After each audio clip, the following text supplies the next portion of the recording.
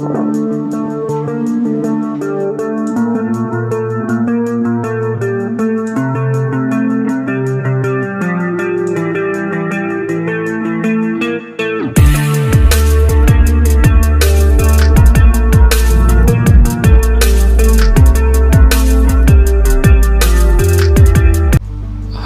nama saya Ferdinanda Rahmat. Saya Nadia.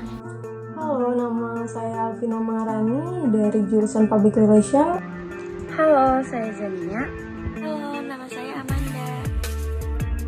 Korupsi itu tindakan penyalahgunaan kepercayaan yang dikuasakan kepada seseorang untuk mendapatkan keuntungan pribadi. Menurut saya, korupsi itu tindakan penyalahgunaan kepercayaan publik yang dikuasakan kepada mereka untuk mendapatkan keuntungan sepihak. Menurut aku, korupsi itu merupakan tindakan egois seseorang demi hasrat dan keuntungannya membebankan negara dan masyarakat. Korupsi mengakibatkan melambatnya pertumbuhan ekonomi suatu negara, menurunnya investasi, meningkatnya kemiskinan, serta meningkatnya ketimpangan pendapatan. Bahkan korupsi mengakibatkan menurunnya tingkat kebahagiaan masyarakat di suatu negara. Dampaknya, fasilitas penunjang usaha tak terbangun dan hilangnya kepercayaan rakyat terhadap lembaga negara.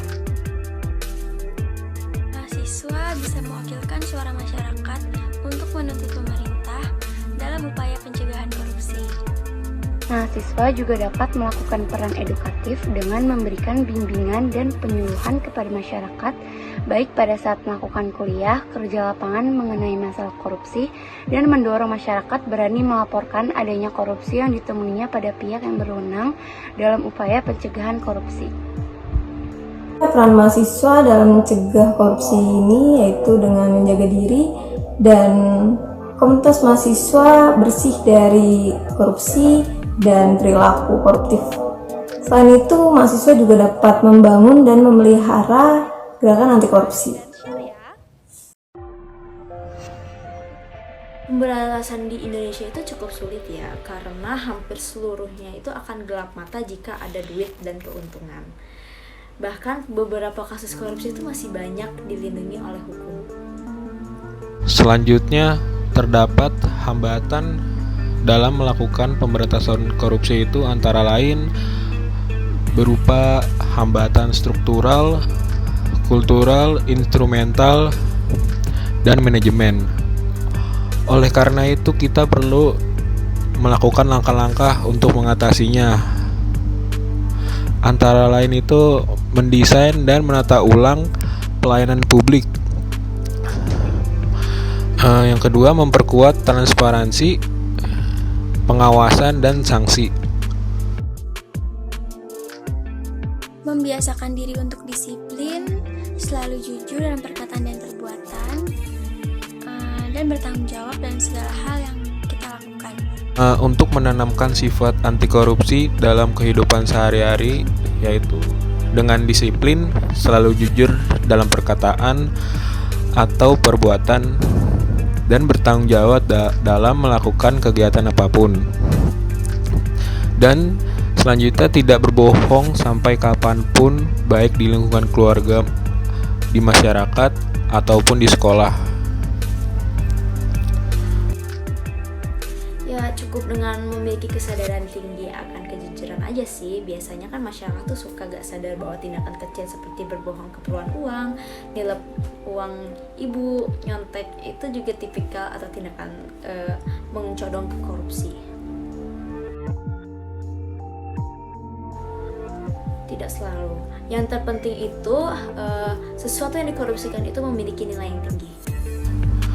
Menurut saya, dalam korupsi, semua tindakan tidak jujur dengan memanfaatkan jabatan atau kuasa yang dimiliki untuk mendapatkan keuntungan bagi pribadi atau orang lain. Jadi, korupsi itu tidak terkaitan dengan uang.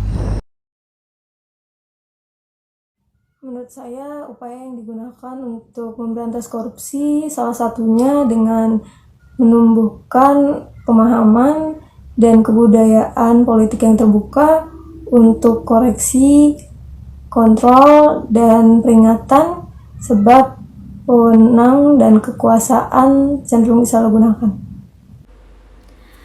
Dibutuhkan ketegasan hukum di Indonesia karena masih banyak hukum yang melunak terhadap koruptor seperti masa waktu tahanan dan fasilitas penjara yang memadai. Itu tak akan membuat koruptor kapok sih kata saya. Ya untuk generasi muda ya bisa memperbaiki apa yang telah menjadi celah.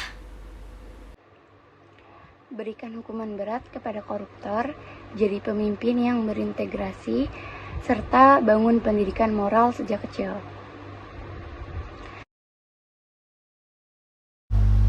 Selanjutnya, pertanyaan terakhir mengenai dampak korupsi terhadap penegakan hukum. Dampaknya itu yang pertama, tidak terwujudnya suatu keadilan dalam masyarakat. Yang kedua, fungsi pemerintah tidak dapat berjalan dengan maksimal. Yang ketiga, hilangnya kepercayaan publik terhadap proses dan lembaga hukum. Yang keempat itu adalah hukum yang bisa dibeli. Dampaknya adalah hilangnya kepercayaan masyarakat kepada pemerintah atau lembaga negara. Menurut saya, dampak korupsi terhadap penegakan hukum yaitu menimbulkan pemerintah tidak dapat menjalankan tugasnya dengan baik, serta hilangnya kepercayaan rakyat terhadap lembaga negara. Dampak korupsi menghambat berjalannya fungsi pemerintahan sebagai pengampu kebijakan negara.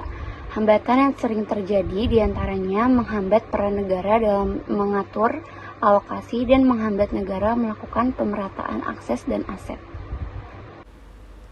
Karena dari sekian kasus koruptor itu rata-rata tidak membuat masyarakat puas, maka kepercayaan masyarakat terhadap penegak hukum itu akan kurang gitu. Terima kasih.